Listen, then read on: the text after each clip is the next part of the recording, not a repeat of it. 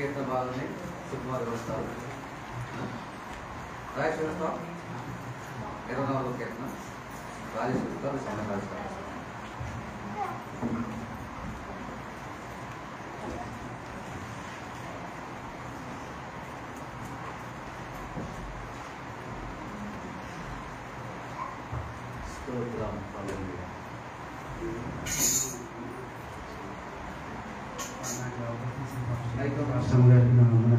కూడి వచ్చిన మీ అందరికీ ప్రభు నామములో వందనాలు తెలియజేస్తాను. ఈ 24వ కీర్తన దావీదు మహారాజు ఎప్పుడు రాశారంటే, తన జీవితంలో ఆ యొక్క నిబంధన మందసం మనకు తెలుసు కదా. నిబంధన మందసం ఆ గిత్తీయుడైన ఓబేదోదోము ఇంట్లో ఉన్నప్పుడు ఆ ఓబేదోదోము ఇంటిని దేవుడు ఆశీర్వదిస్తాడు. ఆశీర్వదించిన తర్వాత ఆ నిబంధన మందసాన్ని తీసుకుని తను ఆ మనసం ముందు నాట్యమాడతా ఊరేగింపుగా అడుగడుగునా కూడా ఎద్దుల్ని వధిస్తా దేవునికి దహన బలులు అర్పిస్తా ఆ యొక్క మందసాన్ని తిరిగి ఆయన సన్నిధికి తీసుకొచ్చినప్పుడు చాలా సంతోషంతో దేవుని మహిమపరుస్తా, ఆయన మహిమ గల రాజు అని చెప్పి వివరిస్తా ఆ సందర్భంలో దావీదు మహారాజు కీర్తన రాశాడు. ఇక్కడ మొదటి వచనంలో అంటున్నాడు, భూమియు దాని సంపూర్ణతయు లోకమును దాని నివాసులు యెహోవావే అని అంటున్నాడు. ఇక్కడ ఈ భూమి మీద సమస్తము దేవుని ద్వారా మనం ఏది పొందుకున్నా అవన్నీ కూడా దేవుడు మనకిచ్చినవే. మనిషికంటూ ఈ లోకంలో ఏదీ లేదు, ఏది కూడా శాశ్వతం కాదు. మనకున్న ఆస్తి కానీ, మనకున్న ఐశ్వర్యం కానీ, బంగారం కానీ, లేదా ఆరోగ్యం కానీ ఏది కూడా మనిషికంటూ శాశ్వతం కాదు. అవన్నీ కూడా దేవుడు మనల్ని ప్రేమించి మన పట్ల కరుణ చూపించి ఆయన కృప, ఆయన యొక్క వాత్సల్యత మనమైన చూపించి ఆయన మన కోసం ఇచ్చినవే గాని మనిషికంటూ ఈ లోకంలో ఏది లేదని చెప్పేసి ఇక్కడ దావీదు మహారాజు గారు చెప్తున్నారు. హల్లెలూయా. భూమి దాని సంపూర్ణత అంటే భూమి మీద సమస్తము ఏది కూడా ఈ లోకంలో లేదని అంటున్నాడు. మనం ఒక ఇల్లు కట్టుకున్నాం అనుకోండి, ఆ ఇల్లు కట్టుకోవడానికి కృపనిచ్చింది దేవుడే. అందుకే అంటాడు కదా 127వ కీర్తనలో సొలొమోను, యెహోవా ఇల్లు కట్టించని ఎడల దాన్ని కట్టువారి ప్రయాసం వ్యర్థమే అని అంటున్నాడు. అంటే మనం ఇల్లు కట్టాలని అనుకుంటాం, కావలసిన ధనాన్ని సమకూర్చుకుంటాం, కావలసిన పనిముట్లు గాని అన్ని సమకూర్చుకుంటాం, అన్ని సమకూర్తే గాని ఆ ఇల్లు కట్టాలంటే ఆకాశమందల దేవుడు మనకి సెలవు ఇవ్వాలంట. అంటే మనం ఇక్కడ ఇల్లు కట్టాలంటే మున్సిపాలిటీ వాళ్ళ దగ్గరికి వెళ్ళి పర్మిషన్ తెచ్చుకోవాలి. పర్మిషన్ లేకుండా ఒకవేళ మనం ఇల్లు కట్టుకున్నాం అనుకోండి, ఏం చేస్తారో తెలుసా? వాళ్ళు ఇల్లు అయితే కడతాం, కూల్చేస్తారు కొన్ని రోజులకి. చాలా చోట్ల మనం పేపర్లో కానీ న్యూస్లో చదువుతూ ఉంటాం, పర్మిషన్ లేకోకుండా కట్టినందువల్ల ఆ గృహాన్ని కూల్చేశారని చెప్పి పెద్ద పెద్ద బిల్డింగుల్ని కూల్చేస్తూ ఉంటారు. అలాగే ఈ భూమి మీద మనం ఏదైనా సంపాదించుకోవాలన్నా ఆకాశమందల దేవుడు ఆయన పర్మిషన్ ఇస్తేనే గాని ఒక గృహాన్ని కట్టలేం. మనం ఆస్తిని సంపాదించుకున్నా ఏదైనా కూడా దేవాది దేవుడు మన కోసం మనం ఇచ్చింది అని చెప్పి ఇక్కడ దావీదు మహారాజు గారు చెప్తున్నాడు. లోకము దాని నివాసులు సమస్తం ఆయనవే అని అంటున్నాడు. భూమి నాదే అని అంటాడు ఒక చోట దేవుడు, బంగారము వెండి నాదే అని చెప్పి చెప్తాడు. ఇంకా కయీను పుట్టినప్పుడు అవ్వ ఏమని చెప్తుందంటే, యెహోవా దయ వలన నేను ఒక మనుష్యుని సంపాదించుకున్నానని అంటారు. అంటే దేవుడు మనకిచ్చిన గర్భఫలం, ఆ బిడ్డలు కూడా నా బిడ్డలు అని మనం అనుకోకూడదు, కానీ దేవుడు నాకు ఇచ్చిన బహుమానం అని చెప్పి ఆయననే మనం మహిమపరచాలి. ఎందుకంటే ఆయన ఇచ్చాడు కాబట్టి, గర్భఫలం ఆయన ఇచ్చు బహుమానమే అని అంటాడు. హవ్వ ఏమని అంటదంటే, దేవుని దయ వలన సంపాదించుకున్నాను అని చెప్పి ఆ బిడ్డ కయీను అని పేరు పెడతాడు. అలాగే యెషయా భక్తుడు కూడా చెప్తాడు, యెషయా గారు యెహోవా నాకు ఇచ్చిన పిల్లలు అని చెప్పాను అంటాడు. నా పిల్లలని అంటలేదు అక్కడ, ఆయన నాకు ఇచ్చిన పిల్లలే అని చెప్పేసి అని అంటున్నాడు. అంటే భూమి మీద ఏది కూడా మనకంటూ శాశ్వతమైనది ఏదీ లేదు. అవన్నీ కూడా ఆయనకు ఒక్కొక్కటి సమకూర్చి దేవాది దేవుడు మన కోసం ఇచ్చినవని చెప్పేసి ఇక్కడ కీర్తనకారుడు దావీదు అంటున్నాడు. యోబు తన జీవితంలో సమస్తాన్ని కోల్పోయాడు. సమస్తాన్ని తన జీవితంలో ఏమీ లేని ఒక దరిద్రుడిగా మారిపోయాడు. తన ఆస్తి ఉంది, ఒకప్పుడు విస్తారమైన పశువులు ఉన్నాయి, ఎడ్లు, సంపద, గొప్ప ధనవంతుడిగా ఉన్నాడు. ఆ తర్వాత తనకున్న ఆస్తి అంతా పోగొట్టుకున్నాడు. హల్లెలూయా. తన జీవితంలో తనకిచ్చిన 10 మంది కుమారుల్ని ఒకే రోజు పోగొట్టుకున్నాడు. చూడండి, ఒక బిడ్డ 10 మంది బిడ్డల్లో ఒక బిడ్డ పోగొట్టుకుంటే ఏదో కొంచెమన్నా మిగతా వాళ్ళు ఉన్నారు కదా అని ఓదార్పు ఉంటుంది. కానీ ఒక్కరోజే 10 మంది బిడ్డల్ని పోగొట్టుకుంటే ఆ తండ్రి గుండె కోత ఎంతగా ఉంటది. అయినా కూడా యోబు దేవుణ్ణి ఏమాత్రం దూషించలేదు.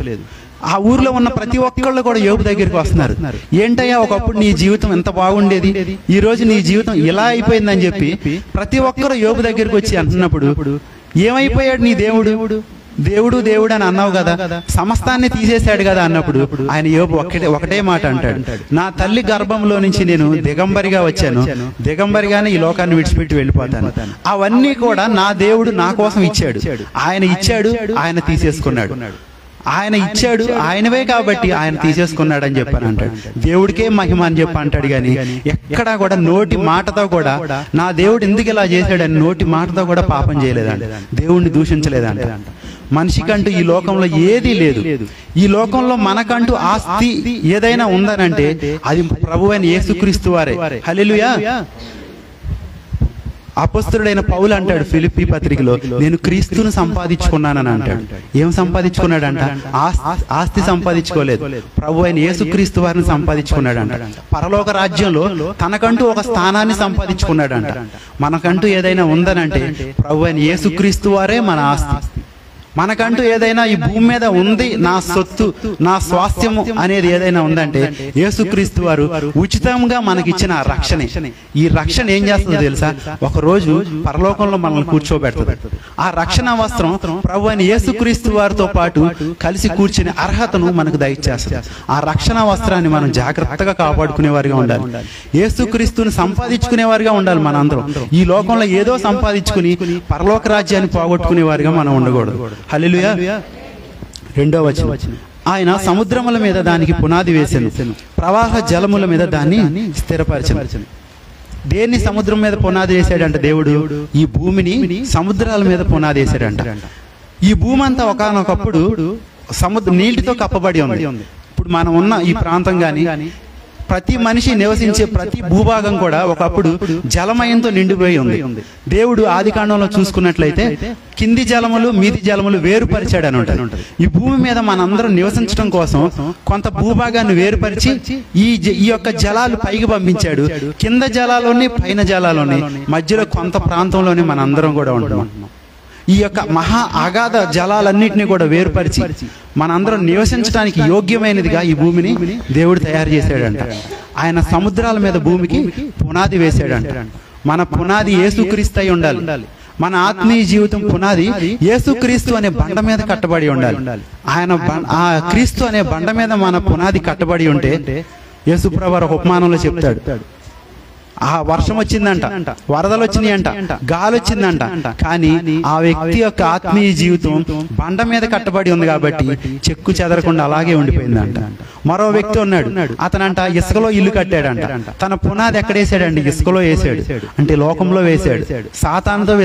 సాతాను మీద పునాది వేసుకున్నాడు. ఆ యొక్క ఆత్మీయ జీవితం ఏమైపోయిందంటే పతనం అయిపోయింది. మన యొక్క పునాది యేసుక్రీస్తు వారి మీద ఉన్నట్లయితే ఈ లోకంలో ఎన్ని కష్టాలు వచ్చినా, ఎన్ని శ్రమలు వచ్చినా, ఎన్ని ఇబ్బందులు వచ్చినా అందరికీ లాగానే మనకే వస్తాయి. కానీ బండ మీద మనం ఉన్నాం కాబట్టి మన పునాది ఎప్పటికీ కూడా చెక్కు చెదరకుండా, మన ఆత్మీయ జీవితం పతనం అయిపోకుండా ఉంటాం. ఆయన సముద్రాల మీద భూమికి పునాది వేశాడంట. మహాసముద్రాలు, ఎంతో లోతైన సముద్రాలు ఉన్నాయి. అలాంటి గొప్ప సముద్రాలు అన్నిటినీ కూడా జలాలన్నీ వేరుపరిచి మనందరం నివసించాలని చెప్పి, మనందరం సంతోషంగా ఉండాలని చెప్పి, మన కోసం నరులకు నివాసమైన యోగ్యమైన ఈ భూమిని స్థిరపరిచాడంట దేవుడు. హల్లెలూయా. 3వ వచనం, యెహోవా పర్వతమునకు ఎక్కదగిన వాడెవడు, ఆయన పరిశుద్ధ స్థలములో నిలవదగిన వాడెవడు అని చెప్పి ఇక్కడ దావీదు మహారాజు చెప్తున్నాడు. యెహోవా పర్వతానికి ఎవరెక్కుతారు అంటే దేవుడు ఉండే ఆ పరిశుద్ధ పర్వతంగా పిలువబడే ఆ పరలోకానికి ఎవరు వెళ్ళగలుగుతారు? ఆయన పరిశుద్ధ స్థలములో నిలబడే వాళ్ళు ఎవరు? ఆయన ముందు నిలవబడే వాళ్ళు అసలు ఎవరైనా ఉన్నారా అని చూసుకున్నట్లయితే నిలబడాలంటే కొన్ని అర్హతలు ఉన్నాయి. కొన్నిటిని మనలో నుంచి తీసివేసుకుంటే ఆయన యొక్క సన్నిధిలో, ఆ యొక్క పరలోకంలో దేవుని ముందు మనం నిలబడగలుగుతాం. ఏం చేయాలంట? వ్యర్థమైన దాని యందు మనస్సు పెట్టకయు అని అంటున్నాడు. కపటముగా ప్రమాణం చేయకయు, నిర్దోషమైన చేతులను శుద్ధమైన హృదయమును కలిగి ఉండువాడే అని అంటున్నాడు. మనలో నుండి వ్యర్థమైన వాటిని తీసేయాలంట. జ్ఞాని అయినటువంటి సొలొమోను అంటున్నాడు, వ్యర్థము వ్యర్థము సమస్తము వ్యర్థం అని అంటున్నాడు. తన జీవితంలో దేవుడు తనకి సమాధానకర్తగా సమాధానాన్ని ఇచ్చాడు. యుద్ధాలు అనేవే లేకోకుండా, తనకి ఏ మాత్రం కష్టం కలగకోకుండా ఒక సంతోషకరమైన జీవితాన్ని ఆ జ్ఞాని అయినటువంటి సొలొమోనుకి ఇచ్చాడు. ఆ సొలొమోను యుద్ధాలు లేకపోయేసరికి ఏం చేశాడు తెలుసా? ఈ లోకంలో ఉన్నవంతా కూడా సమస్తాన్ని అనుభవించాడు. కావలసినంత స్త్రీలతో వ్యభిచరించాడు, ధనాన్ని సంపాదించాడు, విస్తారమైన బంగారాన్ని సమకూర్చుకున్నాడు. అన్ని సమకూర్చుకుని ఈ లోకాన్ని అంతా అనుభవించేసిన తర్వాత ఈ లోకమంతా వ్యర్థం, ఈ లోకంలో నేను అనుభవించిందంతా కూడా వ్యర్థం. నా జీవితంలో దేవుడిచ్చిన చిన్న ఆయుష్కాలం, ఈ 70 సంవత్సరాల జీవితంలో నేను దేవుడితో ఇంకా ఎక్కువ సమయం గడిపితే బాగుండేది. నా ఆలోచనలు, నా యొక్క నడక అన్ని కూడా వ్యర్థంగా నేను వేస్ట్ చేసేసానని చెప్పి తన ముగింపులో అంటున్నాడు, వ్యర్థము వ్యర్థము సమస్తము వ్యర్థమే అని చెప్పేసి చివరిలో ఆ యొక్క ముసలితనంలో ఆ సొలొమోను చెప్తున్నాడు. మనమైతే కూడా యవ్వనంలోనే దేవుని కాడి మోయిట నరునికి మేలు అని చెప్పాను అన్నాడు. యవ్వన కాలంలోనే దేవుని తెలుసుకోవాలి. చిన్నప్పటి నుంచి కూడా మనం దేవుళ్ళు నడిస్తే ఇంకా గొప్ప ఆశీర్వాదం కారకులుగా మనం ఉంటాం. వ్యర్థమైన దాని యందు మనసు పెట్టొద్దని అంటున్నాడు. కపటమైన ప్రమాణాలు చేయొద్దని అంటున్నాడు. కపటంగా మనం నడవకూడదు. కపటపు నడత నాకు దూరం చేయమని చెప్పేసి ఒక చోట జ్ఞాని అని సొలొమోను అంటాడు. ఇంకా 15వ కీర్తనలో కూడా ఉంటుంది,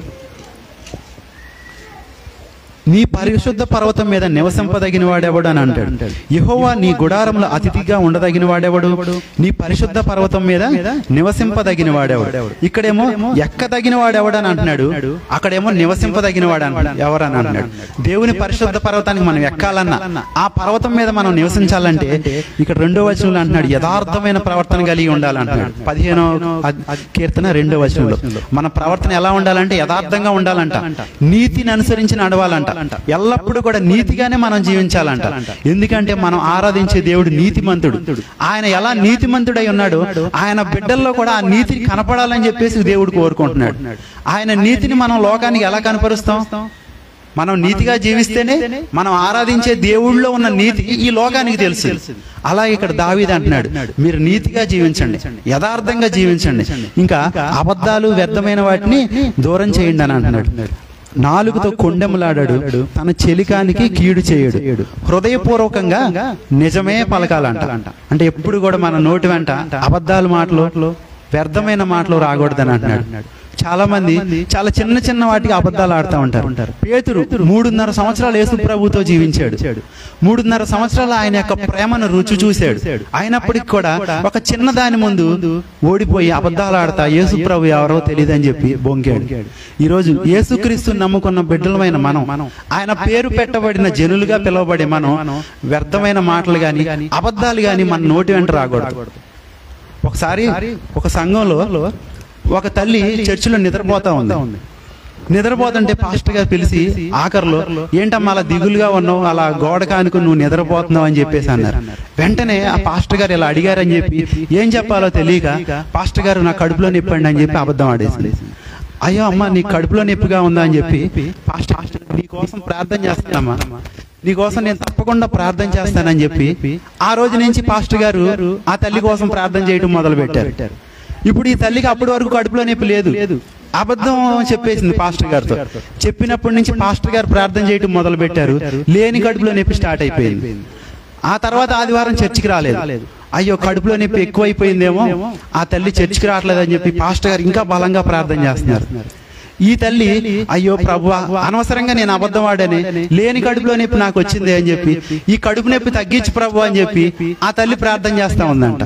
ప్రార్థన చేస్తుంటే దేవుడు ఒకటే మాట అన్నాడు, నువ్వు నా సేవకుడితో నువ్వు అబద్ధం చెప్పావు, ఆ అబద్ధాన్ని నువ్వు ఒప్పుకో, నీ కడుపులో నొప్పి తగ్గిపోద్దని చెప్పి దేవుడు చెప్తాడు.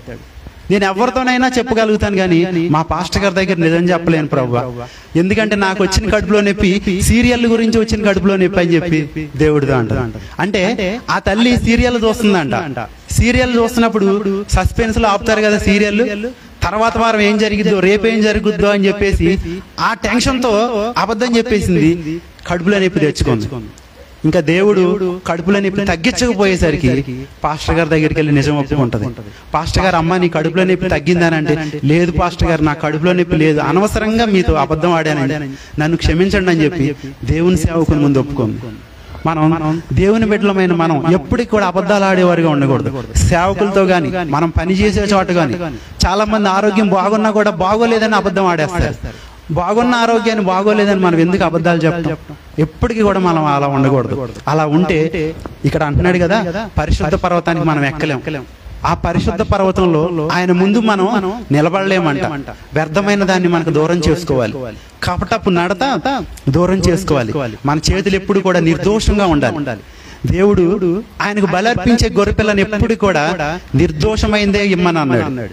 గొర్రె గాని, పావురం గాని, ఒక ఎద్దుని గాని, ఇంకా పొట్టేల్ని గాని మీరు దేన్ని బలిచ్చినా అది నిర్దోషంగా ఉంటేనే నాకు బలిని అర్పించమని అన్నాడు. మనం నిర్దోషమైన వారిగా ఉంటేనే మనం ఇచ్చే బలిని దేవుడు స్వీకరిస్తాడు. మన హృదయాన్ని దేవుడు కోరుకుంటాడు. మన చేతులు నిర్దోషంగా లేకుండా దోషంతో నిండిపోయి ఉంటే దేవాది దేవుడు మనల్ని అంగీకరించాడు. మనం ఇచ్చే అర్పణలు ఏది కూడా ఆయన అంగీకరించాడు. హల్లెలూయా. అలా మనం జీవిస్తేనంట ఏంటి చివర్లో అంటున్నాడు 5వ వచనంలో, వాడు యెహోవా వలన ఆశీర్వాదం నొందును, తమ రక్షకుడైన దేవుని వలన నీతిమత్వం నొందును. అలా జీవించిన వాళ్ళంతా ఆకాశమందలి దేవుడి ద్వారా ఆశీర్వాదాన్ని పొందుకుంటారంట. యోసేపు దేవుని ద్వారా ఆశీర్వాదాన్ని పొందుకున్నాడు. తను ఎక్కడున్నా కూడా నిర్దోషిగా జీవించాడు, నీతిమంతుడిగా జీవించాడు. దేవుడు ఒక మనిషిలో ఎలాంటి లక్షణాలు కోరుకుంటాడో ఆ లక్షణాలన్నింటినీ కూడా సంపూర్ణంగా తనలో కలిగి దేవుడు లేని ప్రాంతాల్లో తను జీవిస్తున్నప్పటికీ, తను తప్పు చేసినా కూడా అది తప్పు అని చెప్పేవాళ్ళు ఎవరో లేనప్పటికీ, అయినప్పటికీ కూడా నా దేవుడు నాకు చూస్తున్నాడని చెప్పి యథార్థంగా జీవించాడు. అబద్ధాలు దూరం చేసుకుని జీవించాడు. నిర్దోషంగా జీవించాడు. దేవుని యొక్క ఆశీర్వాదాన్ని పొందుకున్నాడు. కీర్తనలో ఉంటది, యెహోవా ఆశీర్వాదం నొందిన వారు భూమిని స్వతంత్రించుకుంటారంట. హల్లెలూయా. దేవుడు ఆశీర్వాదాన్ని పొందుకుంటే భూలోకాన్ని స్వతంత్రించుకుంటాం అంటే ఆస్తులు సంపాదించుకుంటాం కాదు, కానీ అనేక మందిని మనం దేవుని దగ్గరికి ఆకర్షించగలుగుతాం. అలా ఆకర్షించే వారిగా ఈరోజు సంఘంలో ప్రతి ఒక్కళ్ళు కూడా ఉండాలని చెప్పి దేవాది దేవుడు చూస్తున్నాడు. మనల్ని అందరినీ కూడా ఆశీర్వాదానికి వారసులుగా ఉండటానికి దేవుడు పిలుచుకున్నాడు మనల్ని. అంతేగాని శాపానికి పాత్రులుగా ఉంటామని చెప్పి దేవుడు మనల్ని పిలవలేదు. నీతిమంతులుగా ఉండటానికి మన దేవుడు పిలుచుకున్నాడు. హల్లెలూయా. 6వ వచనం, ఆయనను ఆశ్రయించేవారు యాకోబు దేవా నీ సన్నిధిని వెదుకువారు అట్టివారు. ఆయన ఆశ్రయించేవారంట. ఇక్కడ అంటున్నాడు యాకోబు దేవా అని అంటున్నాడు. ఇక్కడ యాకోబుని గుర్తు చేస్తున్నాడు దావీదు. తన మూల పితరుడైన యాకోబుని, అంటే యాకోబు ఒకప్పుడు ఏమీ లేని స్థితిలో ఉన్నాడు. యాకోబు ఆ యొక్క ఏశావు చంపుతున్నాడని చెప్పేసి తన మామ ఇంటికి బయలుదేరి వెళ్తాడు. వెళ్ళేటప్పుడు ఇస్సాకు ఏం చేస్తాడు తెలుసా? యాకోబుకి ఒక చేతికర్రను మాత్రం ఇచ్చి పంపిస్తాడు. ఇస్సాకేం పేదవాడు కాదండి, 100 అంతల ఆశీర్వాదాన్ని పొందుకున్నాడు. ఆ యాకోబు యొక్క తాత అబ్రహాం విస్తారమైన ఆస్తి, చాలా ధనవంతుడు. అబ్రహాం ద్వారా ఇస్సాకు ఆస్తి వచ్చింది. ఇస్సాకు ఇంకా కష్టపడి దాన్ని 100 అంతల ఆశీర్వాదాన్ని పొందుకున్నాడు. ఇప్పుడు ఆయన కుమారుడికి వచ్చేసరికి ఒక చేతికర్రను మాత్రమే ఇచ్చి వట్టి చేతులతో తన కుమారుడిని పంపిస్తున్నాడు. ఇప్పుడు యాకోబు ఒక్కడే ఆ యొక్క అరణ్యంలో రాత్రిపూట మిగిలిపోయాడు. చివరికి ఆ యాకోబు 21 సంవత్సరాల తర్వాత తిరిగి తన మామ ఇంటి దగ్గర నుంచి తిరిగి వచ్చేటప్పుడు విస్తారమైన ఆస్తితో, పెద్ద జనంతో, ఎంతో సమూహంతో ఆ యొక్క యాకోబు తిరిగి మరలా తన తండ్రి ఉండే ప్రాంతానికి వస్తాడు. హల్లెలూయా. తన తండ్రి తన చేయి విడిచిపెట్టిన, తన తండ్రి తనకు కావలసింది ఏది ఇవ్వకపోయినా ఆకాశమందలి తండ్రి మాత్రం ఆ యొక్క యాకోబు దేవుని చెయ్యి విడిచిపెట్టలేదు. తన తండ్రి తనను మర్చిపోయినా దేవాది దేవుడు మర్చిపోకుండా తనకు వారసత్వంగా రావాల్సిన ఆస్తిని ఇవ్వకపోయినప్పటికీ కూడా ఆకాశమందలి దేవుడు ఆ యొక్క యాకోబుని ఆశీర్వదించాడు. విస్తారమైన సమూహం లాగా దేవుడు ఆ యొక్క యాకోబుని దీవించాడంట. అందుకే ఇక్కడ దావీదు అంటున్నాడు, యాకోబు దేవా నిన్ను ఆశ్రయించేవారు అట్టివారే అని చెప్పాను అంటున్నాడు. మనందరం ఆరాధించే దేవుడు యాకోబు దేవుడు. ఆ యొక్క యాకోబు ఏ దేవుణ్ణి అయితే నమ్మాడో, ఏ దేవుణ్ణి అయితే ఆశ్రయించాడో అదే దేవుణ్ణి మనం ఆశ్రయించాం, అదే దేవుణ్ణి మనం ఆరాధిస్తున్నాం. యాకోబుని ఆశీర్వదించిన దేవుడు మనల్ని కూడా ఆశీర్వదిస్తాడు. యాకోబు చేయి విడువని దేవుడు మన చేయి కూడా ఎట్టి పరిస్థితుల్లోనికి వేడేవాడు. ఆయన అంతం వరకు మనకి తోడుగా ఉండేవాడు. కంటి పాపలా మనల్ని కాపాడేవాడు. పగలు ఎండ దెబ్బ తగలకుండా, రాత్రి వెన్నెల నీడ అయినా సరే వెన్నెల ద్వారా కూడా ఎటువంటి అపాయం కూడా నీకు రాకుండా పగలు రాత్రి ఒకడు తన కనుపాపను కాపాడుకున్నట్లుగా దేవాది దేవుడు మనల్ని అందరినీ కూడా కాపాడుతున్నాడు అంట. హల్లెలూయా. 7వ వచనం, గుమ్మములారా మీ తలలు పైకెత్తుకొనుడి, మహిమగల రాజు ప్రవేశించినట్లు పురాతనమైన తలుపులారా మిమ్మును లేవనెత్తుకొనుడి. మహిమగల ఈ రాజు ఎవడు? బలశౌర్యములు గల యెహోవా, యుద్ధశూరుడైన యెహోవా. ఇక్కడ దావీదు అంటున్నాడు, గుమ్మములారా మీ తలలు పైకెత్తుకొనుడి అని అంటున్నాడు. అంటే మన దేవుడు ఆకాశ మహాకాశాలు పట్టజాలని గొప్ప దేవుడు. ఆయన ఆకాశంలో కూర్చుంటేనంట ఆయన కాలు వచ్చి భూమి మీద ఉంటదంట. ఆయన కుడి చేతిలో 7 నక్షత్రాలు ఉన్నాయంట. అంటే మన భూమి ఎంత పెద్దది, ఆ భూమి కంటే ఎంతో పెద్దవైన 7 నక్షత్రాలు ఆయన కుడి చేతిలో ఉన్నాయంట. అంత గొప్ప పరాక్రమం కలిగిన దేవుడు. ఆయన ఎంత ఉంటాడు అని అంటే మనిషి ఊహించలేనంత, మనిషి ఎవరో కూడా వివరించలేనంత గొప్ప దేవుడు తను ఎంతగానో తగ్గించుకుని ఈ యొక్క భూమి మీదకి ఒక రిక్తుడిగా, ఒక దరిద్రుడిగా మన కోసం జన్మించాడు. హల్లెలూయా. యేసుప్రభు వారు భూమి మీద జీవించే కాలంలో ఆయన యాయిర్ అనే కూతురు, యాయిర్ కుమార్తె చనిపోయినప్పుడు నేను లోపలికి ప్రవేశించినట్లు నాకు స్థలమీయుడి అని చెప్పాను అంటారు. అంటే ఆ యొక్క ఇంట్లో మరణం అనేది ఉంది. ఆ యొక్క యాయిర్ కుమార్తె చనిపోయింది. యేసు ప్రభుని పిలిచారు కానీ స్థలం అయితే ఇవ్వట్లేదు. అప్పుడు నేను లోపలికి ప్రవేశించినట్లు, ఈ గుమ్మం ద్వారా లోపలికి ప్రవేశించినట్లు నాకు స్థలం ఇవ్వండి అని చెప్పాను అంటున్నారు. ఈ రోజు యేసు ప్రభు వారు మనందరి హృదయాల్లో స్థలాన్ని కోరుకుంటున్నారు. అంత గొప్ప పరాక్రమం కలిగిన దేవుడు మన దగ్గరికి రావాలంటే మన హృదయంలో ఆయనకు ఆయాసకరమైనవి, ఆయనకు దుఃఖకరమైనవి, ఆయన మనల్ని చూసినప్పుడు మనలో ఆయనకు నచ్చనివి సరి చేసుకుని వాటిని తీసేసుకున్నట్లయితే ఆయన మన హృదయంలోనికి వస్తారు. అంత గొప్ప పరాక్రమం కలిగిన దేవుడు మనతో కలిసి నివసిస్తారంట. ఇదిగో నేను తలుపు యొద్ద నిలబడి తలుపును తట్టుచున్నాను, ఎవరైతే నా స్వరాన్ని విని తలుపు తెరుస్తారో నేను వచ్చి వాళ్ళతో కూడా కలిసి భోజనం చేస్తారని చెప్పి ప్రకటన గ్రంథంలో దేవుడు అంటున్నాడు. అంత మహిమ కలిగిన రాజు తన మహిమనంతా తగ్గించుకుని బల శౌర్యములు కలిగిన దేవుడు మనందరి కోసం దీనుడిగా ఈ భూమి మీద జన్మించాడు. ఏ పాపము చేయని దేవుడు మనందరి కోసం మన పాపాలన్నింటినీ కూడా ఆయన కల్వరి శిలువలో భరించాడు. ఆయన మహిమను, ఆయన యొక్క తేజస్సు, తండ్రితో సమానంగా ఉండే ఆ భాగ్యాన్ని అంతా విడిచిపెట్టి పాపిష్టి మనిషి కోసం ఈ భూమి మీదకి వచ్చి ప్రతి మనిషి బాధను కూడా ఆయన తొలగించారు. ఎందుకంటే మనందరం కూడా ఆ యొక్క మహిమలో ప్రవేశించాలని. ఆయనకి ఏ మహిమ అయితే ఉందో, తండ్రి దగ్గర ఉన్నప్పుడు ఆయన ఎంత మహిమనైతే కలిగి ఉన్నారో ఆ మహిమ నీకు నాకు మనందరికీ కూడా రావాలని చెప్పి ఈ మట్టి దేహం ఈ లోకంలో మట్టిలో కప్పెట్టబడిన తర్వాత మన శరీరం కూడా ఆయనలాగా మనం వెలగాలని చెప్పేసి ఆయన మహిమనంతా తగ్గించుకొని ఈ భూమి మీదకి దిగి వచ్చారు. హల్లెలూయా. చివరగా 10వ వచనంలో మహిమగల ఈ రాజు ఎవడు? సైన్యములకు అధిపతి యెహోవాయే, ఆయనే ఈ మహిమగల రాజు అని అన్నాడు. చివరగా ఒక మాట, అహష్వరోషు అతని యొక్క రాజ్య సంస్థానంలో 127 సంస్థానాలకు అధిపతిగా ఉన్నాడు.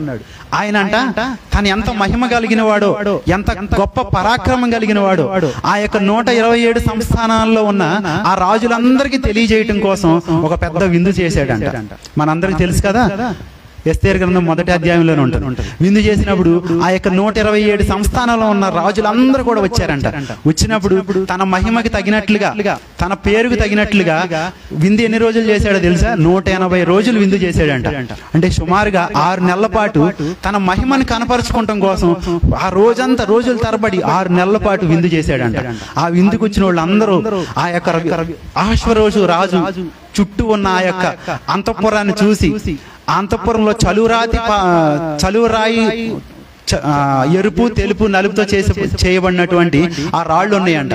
అలాంటి విచిత్రమైన ఆ యొక్క సంపదను గాని, ఆ యొక్క అంతఃపురంలో కట్టబడిన కర్టెన్స్ గాని, నీల, ధూమ్ర, రక్తవర్ణాలతో చేయబడిన విచిత్ర పనిముట్లు గాని అవన్నీ చూసిన వాళ్ళు ఆహాహా, అహష్వరోషు రాజు ఎంత గొప్పవాడు, ఈయన యొక్క మహిమ ఎంత పరాక్రమం కలిగినది, ఇంత గొప్ప విందు చేస్తున్నాడంటే ఈయన మామూలు రాజు కాదని చెప్పేసి ఆ వచ్చిన వాళ్ళందరూ కూడానంట అహష్వరోషు రాజును మహిమను పొగుడుతా ఉన్నారంట, కొనియాడుతా ఉన్నారంట. ఈ భూమి మీద అహష్వరోషు రాజు చేసిన విందే అంత గొప్పగా ఉంటే ఒక సామాన్య మానవుడు చేసిన రాజు, ఆ యొక్క అహష్వరోషు రాజు ఇప్పుడు భూమి మీద లేడు. ఆయన యొక్క సామ్రాజ్యం భూమి మీద లేదు. కానీ మన ప్రభు సామ్రాజ్యం ఎప్పటికీ ఉండేది. ఆయన రాజ్యానికి అంతం లేని రాజ్యం అంట.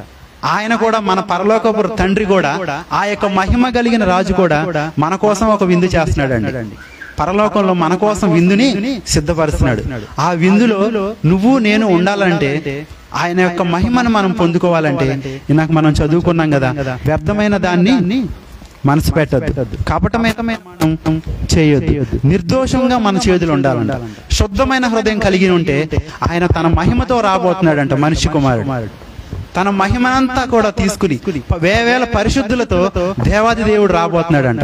ఎందుకంటే మనల్ని అందరినీ కూడా ఆయన మహిమలో తీసుకెళ్లి యుగ యుగాలు కూడా మనం ఆయనతో కలిసి సంతోషంగా, కన్నీరు గాని, బాధ గాని, కష్టం గాని ఇవేవీ లేని ఆ యొక్క రాజ్యంలో నిత్యము కూడా మనం అందరం ఆయనతో కలిసి ఉండాలని చెప్పి కోరుకుంటున్నాడంట. ఈ రోజు ఈ మాటలు విన్న మనం వ్యర్థమైన దాన్ని మనం దూరం చేసుకుందాం, కపటపు నడత మనకు దూరం చేసుకుందాం. మన హృదయంలో యేసుక్రీస్తు వారికే చోటిచ్చి ఆ యొక్క పెళ్లి విందులో మనం కూడా ఆ యొక్క సంతోషంలో, యజమానుని సంతోషంలో పాలు పొందుకుని నిత్యము కూడా ఆయనతో కలిసి ఆనందించే గుంపులో మన అందరం కూడా ఉండాలని చెప్పి ఈరోజు ఈ కీర్తన ద్వారా దేవుడు మనకు తెలియజేస్తున్నాడు. ఈ కొద్ది మాటలు దేవుడు దీవించునుగాక. ఆమేన్. మాధుర్యమే నా ప్రభుతో జీవితం, మహిమాన